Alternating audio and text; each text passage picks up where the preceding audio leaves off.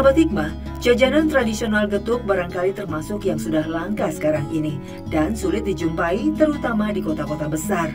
Namun, di daerah pinggiran seperti Kampung Babakan Jampang, Cisarua, Sukabumi, masih ada penjual getuk yang jualannya keliling kampung. Emak Lilis Sartika namanya.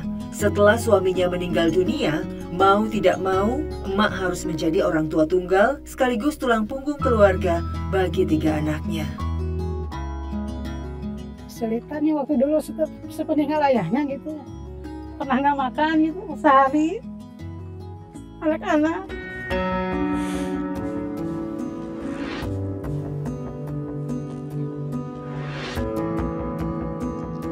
Apabila kita tanya malu.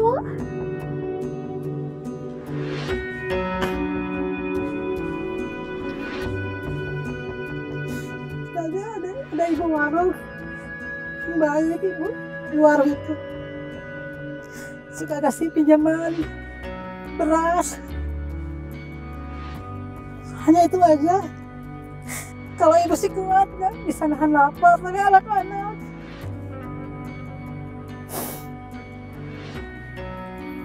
Apalagi yang paling kecil waktu itu umur 2 tahun. Waktu itu jualan juga masih bingung cari usaha apa gitu. Sejak saat itulah, Mak Lilis memutuskan berjualan getuk buatannya sendiri untuk menyambung hidup dirinya dan anak-anaknya. Sekali jalan keliling, emak rata-rata membawa 30 hingga 50 buah getuk. Getuk dagangannya itu dijual seharga Rp1.000. Kalau terjual semua, emak bisa membawa pulang 30 bahkan 40.000 bersih.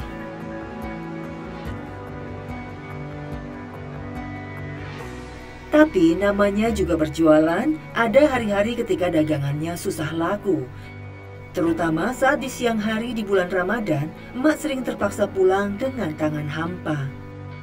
Nggak laku kadang dimakan sama anak, atau dibagikan ke tetangga. Selama bulan Ramadan ini, Emak Lilis mulai berjualan pada sore hari, menggantungkan harapannya pada para pencari takjil yang butuh kudapan untuk berbuka puasa. Berapaan Ibu? Seribuan. Beli 7 ya Bu ya. Ini buat bagi-bagi sama tetangga. Ini Ibu uangnya. 7.000 ya. Kasih ya Bu, laris manis ya Bu jualannya. Mangga. Oh, getuk Ibu Lilis enak. Enak pokoknya mah. Gulanya gula asli lagi. Buat membantu perekonomian Ibu Lilis. Biar usahanya lancar, barokah. Biar bisa kebeli baju lebaran deh. Ujian dan rintangan yang dihadapi Emak Lilis dalam mengejar rezekinya seperti tiada habisnya. Dagangan yang belum terjual seluruhnya itu masih pula terkena musibah.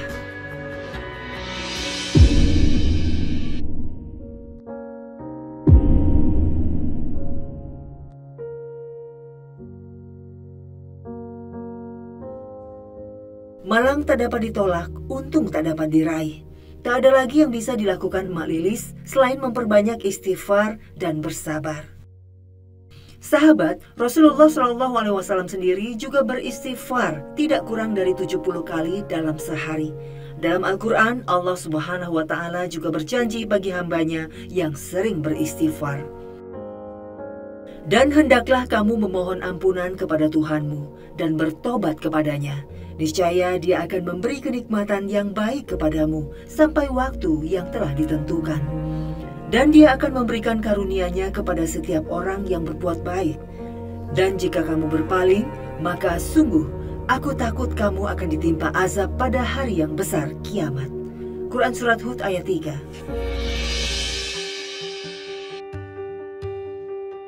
Sebelum membuat getuk, Emak Lilis lebih dulu mencari bahan-bahan pembuatannya. Getuk yang berbahan dasar singkong membuat emak sering pergi ke kebun untuk memilih dan mencabut sendiri singkong langsung dari pohonnya. Bahannya itu singkong ya, kalau di pasar kan suka jelek gitu ya. Kadang yang keras itu susah ditumbuk.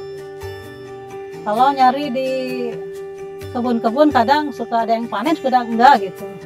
Selain memanen singkong, Emak Lilis juga mencari daun pisang untuk bungkus getuknya nanti. Ketimbang membeli di pasar, emak memilih memotong sendiri agar lebih murah. Dibantu ketiga anaknya, Emak Lilis mulai membuat getuk dagangannya. Singkong dikupas lalu dipotong-potong, kemudian dicuci bersih. lalu dikukus selama kurang lebih setengah jam.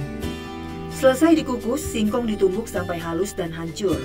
Ke dalam tumbukan singkong, emak menuangkan gula pasir, gula merah, dan pewarna. Lantas diaduk hingga tercampur rata. Kalau getuknya sudah tercampur dan sudah berubah warna, emak tinggal menyiapkan loyang dan memberinya alas daun pisang. Getuk kemudian diletakkan di atas daun pisang, dipotong-potong, dan terakhir ditaburi parutan kelapa. Getuk pun siap dijual.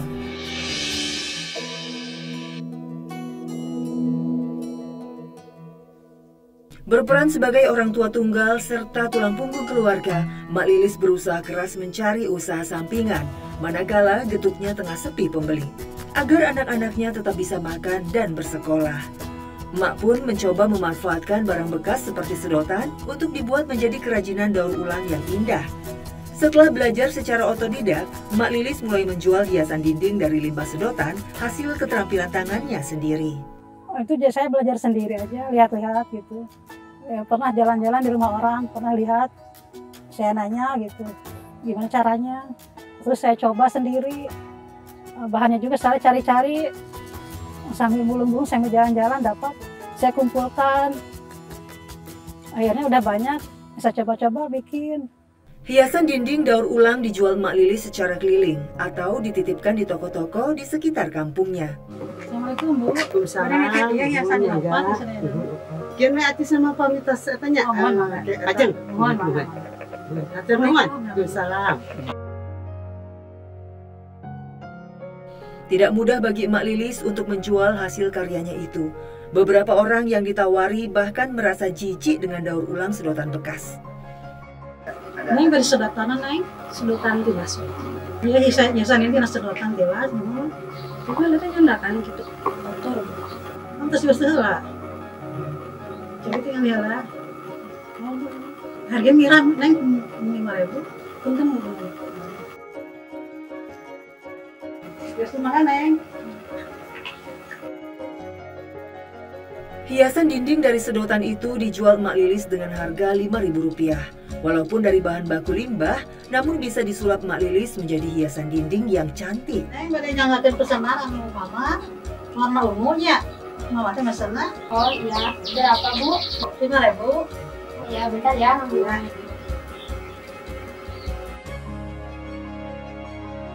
Ini Bu uangnya. Gua tanya 5.000-an. Gak apa-apa, kembaliannya buat Ibu aja. Tuhan tunainya. Ya, sama-sama.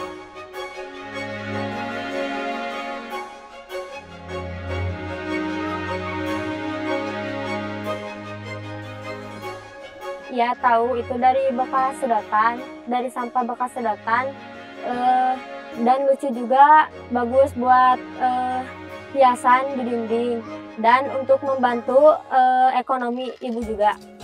Kan jarang yang bikin kayak gitu, belum nggak ada lah istilahnya, nggak ada orang yang bikin yang kayak gitu, udah jarang di sini mah, jadi ke si ibu aja. Bahan utama yang diperlukan Mak Lilis dalam membuat kerajinan hiasan dindingnya tentu saja limbah sedotan. Tanpa harus punya modal, Mak Lilis biasa mencari sedotan bekas dengan memungut di warung-warung makan sekitar kampungnya. Karena waktu itu yang paling murah gitu, nggak ada modalnya gitu. Jadi mudah didapat, mudah dibikinnya juga. Di samping sedotan, Mak Lilis juga membutuhkan bahan lain berupa jarum pentul, lilin, dan lem.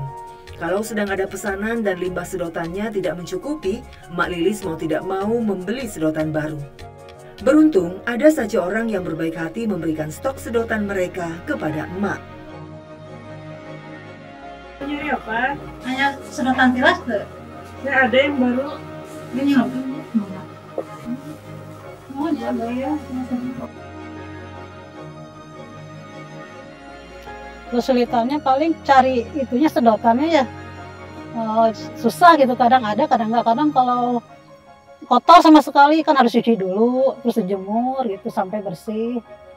Terus paling kalau nggak ada sama sekali, kalau ada uang beli mungkin. Emak menyisihkan sedotan yang akan ia rangkai, kemudian mengguntingnya sesuai ukuran yang diinginkan. Selanjutnya, sedotan dirangkai satu sama lain membentuk sebuah pola menggunakan lem. Kalau sudah terbentuk, Mak lalu membuat dekorasinya seperti bunga-bunga. Hiasan atau dekorasi tinggal ditempel atau disambung ke rangkaian sedotan, dan hiasan dindingnya pun selesai dibuat.